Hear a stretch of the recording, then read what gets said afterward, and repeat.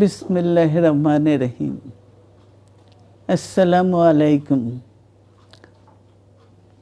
দীর্ঘদিন অসুস্থ থাকার পর আপনাদের সামনে কথা বলতে পারার জন্য আল্লাহর কাছে শুকরিয়া আদায় করছি।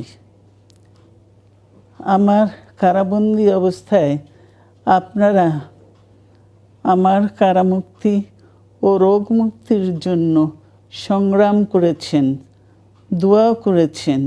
সেজন্য আমি আপনাদের সকলকে ধন্যবাদ জানাচ্ছি। দীর্ঘ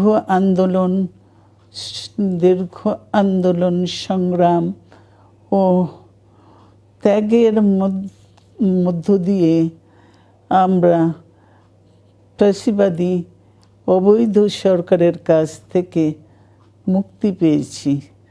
আমি আন্তরিক ধন্যবাদ জানাতে চাই আমাদের বীর সন্তানদের, যারা মরণপণ সংগ্রাম করে এই অসম্ভবকে সম্ভব করেছে।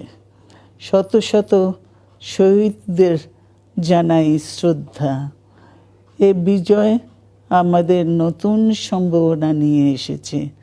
দীর্ঘদিনের নজিরবিহীন দুর্নীতি, গণতন্ত্রের ধ্বংসের স্তূপের মধ্য থেকে আমাদের নির্মাণ করতে হবে এক সমৃদ্ধ বাংলাদেশ। ছাত্র তরুণরাই আমাদের ভবিষ্যৎ। তরুণরা এই যে স্বপ্ন নিয়ে বুকের রক্ত ঢেলে দিয়েছে, সেই স্বপ্ন বাস্তবায়নে করতে মেধা, যোগ্যতা, জ্ঞান ভিত্তিক গণতান্ত্রিক বাংলাদেশ গড়ে তুলতে হবে। শোষণহীন সমৃদ্ধ বাংলাদেশ। সকল ধর্মের গোত্রের অধিকার নিশ্চিত করতে হবে। শান্তি, প্রগতি আর সাম্যের ভিত্তিতে আধুনিক বাংলাদেশ নির্মাণে আসুন আমরা তরুণদের হাত শক্তিশালী করি।